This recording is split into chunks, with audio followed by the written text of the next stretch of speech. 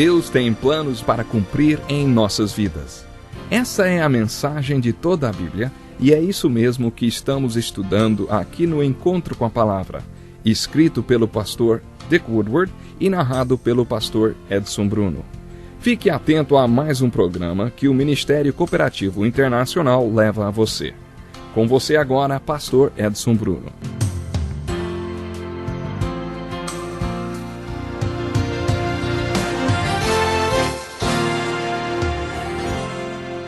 Seja muito bem-vindo ao nosso Encontro com a Palavra de hoje. Nós estamos estudando o Sermão do Monte, estamos apenas começando. No último programa falamos sobre as multidões cheias de problemas que iam atrás de Jesus a fim de serem ministradas por ele. Jesus ministrava para toda aquela gente, mas percebeu que era apenas um e que jamais poderia resolver todos aqueles problemas sozinho.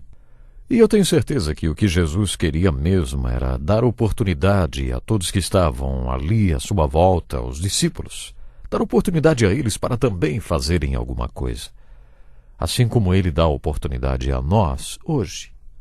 Então Jesus analisou a situação e resolveu organizar o que chamamos de o primeiro retiro cristão. Ele chamou alguns dos seus discípulos para se juntarem a ele no monte. No alto do monte, no primeiro retiro cristão, quando pregou o Sermão do Monte, Jesus disse mais ou menos isso. Vocês querem ser parte da solução para todos os problemas daquela multidão lá embaixo, às margens do mar da Galileia? Vocês querem ser parte da resposta para todas as suas necessidades? Um retiro é um período que os cristãos reservam para a renovação espiritual em um lugar mais retirado. Vocês ouvirão eu me referir várias vezes ao Sermão do Monte como o primeiro retiro. No exército usa-se o termo retirar e a expressão bater em retirada, mas com uma conotação um pouco diferente. No contexto espiritual, um retirar-se ou ir para um retiro é sair um pouco do ritmo corrido da vida para um pouco de sossego, para oração e reflexão. É nesse sentido que me refiro ao Sermão do Monte como o primeiro retiro cristão. Quando Jesus organizou o primeiro retiro cristão, dividiu a multidão em dois grupos. Depois que Jesus organizou o retiro, lá embaixo, no sopé do monte, junto ao mar da Galileia, estava a multidão, que ainda era parte do problema.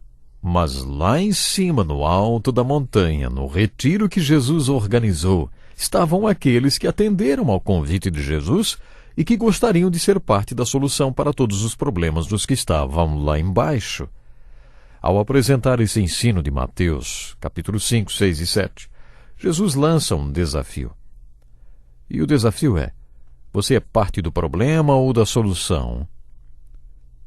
É parte da resposta ou mais um cheio de dúvidas? Ou seja, você não gostaria de ser parte da solução? Você não gostaria de ser parte da resposta? Se vocês se unirem a mim neste retiro, Jesus disse, mostrarei a vocês, através do meu ensino, como ser parte da resposta e da solução para todos os problemas do povo que está lá embaixo. E aquela multidão lá embaixo representa o mundo com todos os seus problemas. Basicamente problemas espirituais, mas que se manifestam através de problemas emocionais, mentais e físicos. Depois de organizar o retiro, o propósito de Jesus passou a ser delegar tarefas e para isso chamou seus discípulos ou seus encarregados. Jesus queria formar discípulos. Depois o plano de Jesus era compartilhar tudo o que tinha para as multidões através das vidas dos encarregados ou discípulos. O milagre da multiplicação dos pães é um exemplo deste princípio. Foi o que vimos quando estudamos o Evangelho de João. Jesus poderia ter alimentado a multidão sozinho, mas ele não fez isso. Ele posicionou estrategicamente os discípulos ou apóstolos, como já eram chamados, entre ele e a multidão faminta. Quando o alimento era passado para as mãos dos apóstolos e das mãos dos apóstolos para a multidão, havia a multiplicação miraculosa. Costumamos dizer que este milagre é a parábola da visão missionária de Jesus. E esse tipo de princípio que vemos no contexto do Sermão do Monte é muito importante para a nossa vida cristã. Observe que Jesus encerra o seu ensino nos capítulos 5, 6 e 7 de Mateus fazendo um convite. Ele também lança um desafio, Mas agora Jesus não está perguntando quem quer ser parte da solução e da resposta. O desafio é outro. Que tipo de solução minha vida é? Que tipo de resposta minha você é? Que tipo de discípulo meu você é? Que tipo de encarregado meu você é? Esse é o sentido do convite com o qual Jesus encerra este grande ensino. Não vamos ler o texto todo agora, mas quero resumi-lo. Depois você pode ler e verificar o que estou falando. Nos versículos 13 e 14 do capítulo 5, Jesus está dizendo mais ou menos o seguinte: há dois tipos de solução ou resposta ou encarregados. Existem os muitos e os poucos. Os muitos acham que existe um caminho fácil para ser parte da minha resposta, da minha solução e para ser um dos meus discípulos. Eles começam com uma larga porta que leva a uma larga estrada, mas acabam descobrindo que este caminho largo não os leva a ser uma das minhas soluções ou respostas. Esse caminho leva apenas à destruição. E muitos que professam ser meus discípulos estão na estrada larga porque acham que podem prosseguir por esse caminho fácil. Acham que existe um caminho fácil para ser a solução e a resposta, mas jamais se tornam solução ou resposta. Jesus encerra o retiro desafiando desta maneira as pessoas que participaram dele. Quando se trata de ser solução, ser resposta, ser discípulo, que tipo de solução, resposta ou discípulo você é?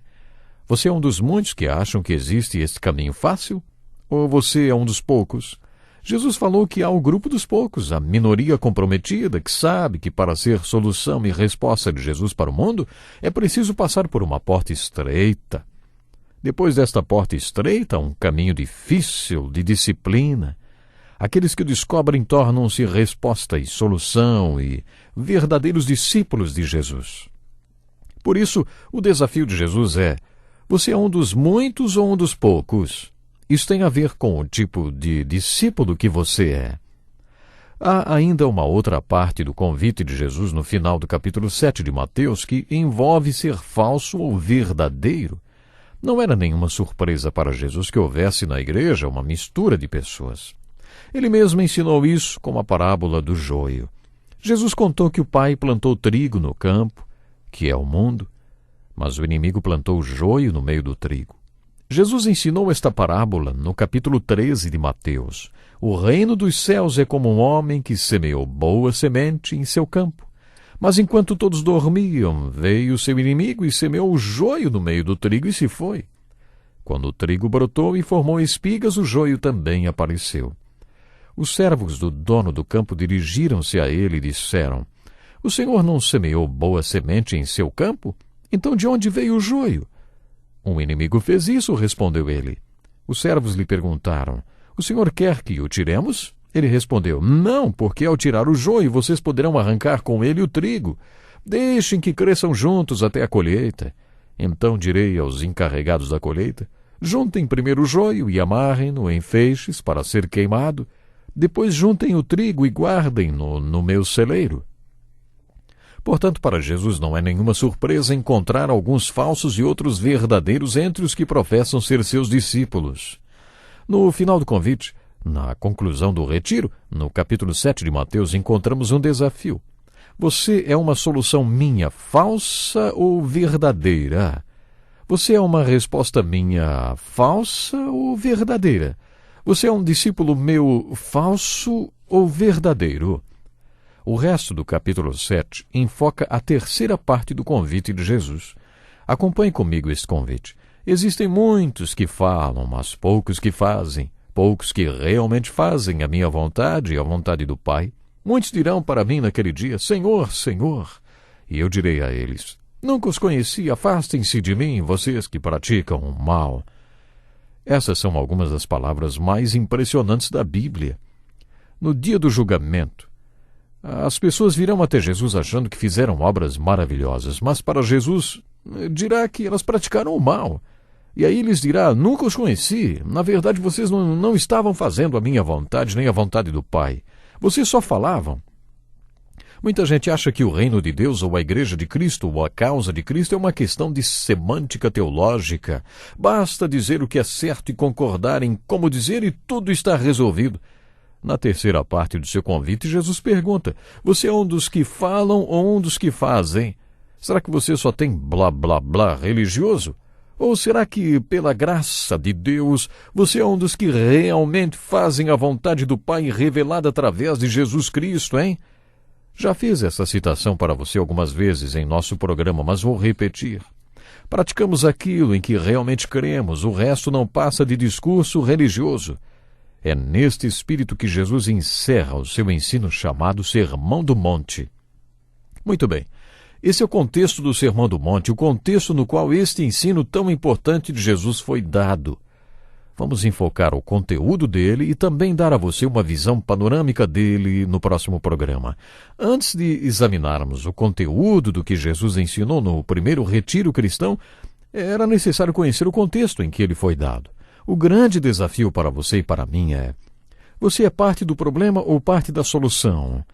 Você é parte da resposta ou é uma montanha de dúvidas ambulante? Você é parte da solução de Jesus ou parte do problema?